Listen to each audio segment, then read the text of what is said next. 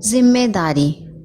सुनिए, टीवी की आवाज थोड़ी कम रखिए वरना चीकू जाग जाएगा। फिर मैं घर का कोई काम नहीं कर पाऊंगी। आपका क्या है, आप तो नहा धोकर दफ्तर चले जाते हैं। पीछे से मुझे मदद के लिए मम्मी जी का मुंह निहारना पड़ता है। अगर हर घर में पति अपनी थोड़ी सी जिम्मेदारी निभाए तो किसी बहू को ना अपनी सास के ताने ना उसकी आवभगत करनी पड़े। पर आप ये बात समझते कहाँ हैं? नीलम अपने पति निखिल से कहती है। निखिल बोला, अरे यार, घर में सांस लेना भी तुमने दुर्भर कर दिया है। अगर तुम बच्चे के लिए माँ की कुछ कड़वी बातें सुन लेती हो तो दिक्कत क्या है? और चीकू के प्रति माँ की भी तो जिम्मेदारी बनती है, आखिर वो उनका भी पोता है।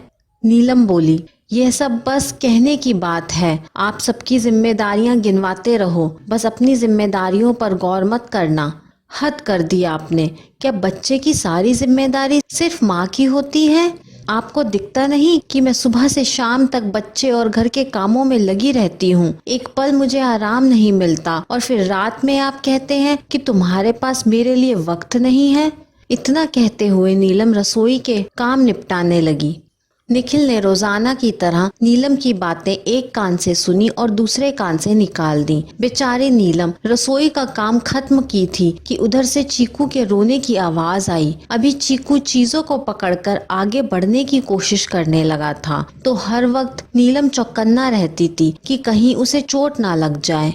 नीलम ने चीकू के डायपर बदले तो वह खेलने लगा। तभी उधर से निखिल की आवाज आई, माँ बेटे का खेल खत्म हो गया तो मुझ बेचारे को कुछ खाने को दे दो। दफ्तर जाऊंगा, कमा कर लाऊंगा, तभी तो तुम्हारी ख्वाहिशें पूरी होंगी। निखिल का बोलना खत्म हुआ ही था कि उधर से उसकी सास सविता जी बोली, बहू, अपने बेटे के चक्कर में क्या मेरे बेटे को भूखा दफ्तर भेजेगी?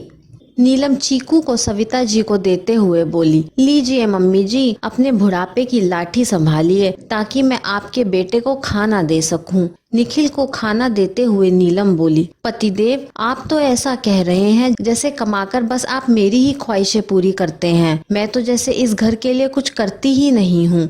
एक विनती करूं, मेरी ख्वाहिशों को अभी छोड़ दीजिए, बस अपने पिता होने की जिम्मेदारियों को निभा लीजिए, उतना ही बहुत है। निखिल के चेहरे पर एक पल को नाराजगी छाई, पर उसने सोचा सुबह सुबह मूड नहीं खराब करना है और उसने नाश्ता किया और अपना लंच लेकर दफ्तर चला गया। उसके जाते ही सविता जी बोली, बहू, मैं अपनी सहेलियों के साथ कीर्तन में जाऊंगी तो मुन्ने को संभालो। नीलम बोली, मम्मी जी, आप अगर थोड़ी देर इसे संभाल लें तो मैं बचे हुए काम कर लूं। सविता जी बोली, बहू, तुम्हारा रोज रोज का ये हो गया है। अरे हमने भी बच्चे पैदा किए, सारा घर का काम करती थी, कभी किसी से मदद की उम्मीद नहीं करती थी। नीलम बोली, कोई बात नहीं मम्मी जी, आप कीर्तन में जाइए, मैं संभाल लूंगी। नीलम बच्चे को लेकर कमरे में चली गई। शाम में जब सविता जी घर आई, बाथरूम में अपने गंदे कपड़े देखकर बोली, बहू, ये क्या बात हुई, आज कपड़े क्यों नहीं धुले हैं? नीलम मुस्कुराकर बोली, मम्मी जी, मुन्ने को दूसरों के भरोसे तो पैदा की नहीं हूँ, तो क्यों किसी से मदद लूंगी। अब जितना काम मुझसे हो पाएगा उतना ही तो करूंगी। देखिए, अभी मुन्ना खेल रहा है तो मैं रात के खाने की तैयारी कर लेती हूँ, ऐसा ना हो कि आपका बेटा भूखा ही रह जाए। और वो रसोई में चली गई। कुछ घंटे बाद जब निखिल आया और माँ को गुस्से में पाया तो बोला, माँ, क्या बात है, आप इस तरह से क्यों बैठी हैं? सविता जी ने सारी बात बताई। निखिल बोला, सुबह से शाम तक आजकल बस हमारे घर में यही टॉपिक उठता है, मैं तो तंग आ गया हूँ। अगले दिन जब निखिल दफ्तर जा रहा था तो नीलम से बोला, नीलम, ध्यान रहे, कल वाली गलती आज नहीं होनी चाहिए, माँ के कपड़े समय पर धुल जाने चाहिए। नीलम बोली, अब मेरी कोई मदद नहीं करेगा तो मैं क्या क्या करूँगी? दोनों में बहस होने लगी तो सविता जी बोली, बहू, तुम्हें नहीं लगता कि तुम ऊंची आवाज में बात कर रही हो और तुम अकेली नहीं हो जिसने बच्चे पैदा किए हैं? नीलम मुस्कुराकर बोली, मम्मी जी, काश कि घर में हर कोई अपनी जिम्मेदारी समझता तो किसी बहू को अपनी आवाज ऊंची ना करनी पड़ती। एक बच्चे की जिम्मेदारी सिर्फ उसकी माँ की नहीं होती बल्कि उसके पिता की भी होती है। मैं तो कहती हूँ पूरे परिवार की होती है, क्योंकि जब बहू को 1-2 साल बच्चा ना हो तो यही परिवार उस पर ना जाने कितने लांछन लगाते हैं और जब बच्चा हो जाए तो अपना पल्ला झाड़ लेते हैं। क्यों?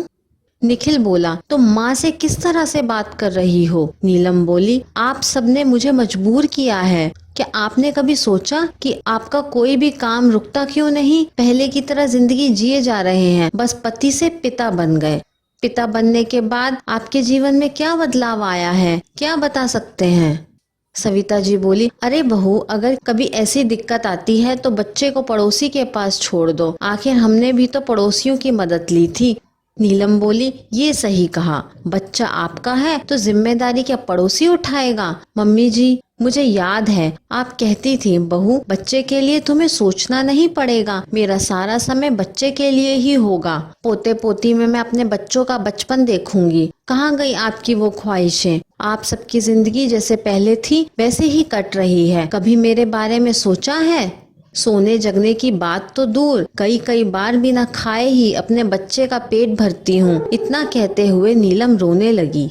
निखिल को एहसास हुआ कि उसने एक नई माँ के मन को दुखा दिया, तो सविता जी को बोला, माँ इससे अच्छा तो 2-4 साल हम बच्चे ही नहीं करते। सही तो कह रही है, हमारे सारे काम वो करती है, पर उसका काम तो बढ़ गया। अब वो हमसे उम्मीद नहीं करेगी तो क्या पड़ोसी से उम्मीद करेगी? निखिल ने वक्त की नज़ाकत को देखकर दफ्तर में फोन किया और एक दिन की छुट्टी ले ली। फिर नीलम को मनाया और बोला, मैं तुम्हें वादा करता हूँ आज के बाद कभी शिकायत का मौका नहीं दूंगा और अपने सारे काम खुद किया करूँगा। सुबह टीवी की आवाज़ धीमी रखूंगा, मुन्ना जग जाए तो उसे संभाल लूंगा और रात में आकर रोया तो अपनी आवाज़ में उसे लोरी सुनाऊंगा। निखिल की बात को सुनकर नीलम हंसने लगी और बोली, नहीं, लोरी तो बिल्कुल नहीं सुनाएंगे, वरना वो सोने की जगह रोने लगेगा। निखिल ने प्यार से नीलम को गले से लगाया और बोला, आज मैं पूरा दिन घर में रहूंगा तो मुन्ने को मैं संभाल लूंगा, तुम्हें जो करना है तुम कर लो। नीलम अपने आंसू पोंछी और निखिल के लिए चाय बनाने चली गई। निखिल को पत्नी के लिए करते देख सविता जी को भी एहसास हुआ कि वह भी तो इस वक्त से गुजर चुकी हैं। फिर उन्होंने बहू की तकलीफ क्यों नहीं समझी। अगले दिन जब भी चीकू रोता, सविता जी उसे थपकी देकर सुलाती और जब तक नीलम का काम नहीं हो जाता वो बच्चे को संभालती थी। दोपहर में जब भी चीकू खेलना चाहता तो सविता जी कहती, बहू इसे मैं धूप में ले जाती हूँ, तुम थोड़ी देर आराम कर लो। सबके सहयोग से नीलम को बहुत मदद मिली और हर किसी ने अपनी जिम्मेदारी खुशी से निभाई। दोस्तों, देखा जाए तो एक बच्चे पैदा होने के बाद सबसे ज्यादा बदलाव बच्चे की माँ में आता है। उसका पूरा दिनचर्या बदल जाता है, फिर भी वो हर किसी की जरूरतों को पूरा करती है। तो घर वालों की जिम्मेदारी है कि अपनी जिम्मेदारियों को समझें और बच्चे और उसकी माँ के प्रति अपनी जिम्मेदारी निभाएं। ये कहानी आपको कैसी लगी मुझे कमेंट करके ज़रूर बताइए। कहानी पसंद आई हो तो लाइक, शेयर और चैनल को सब्सक्राइब करना ना भूलें। कहानी सुनने के लिए आपका बहुत बहुत धन्यवाद।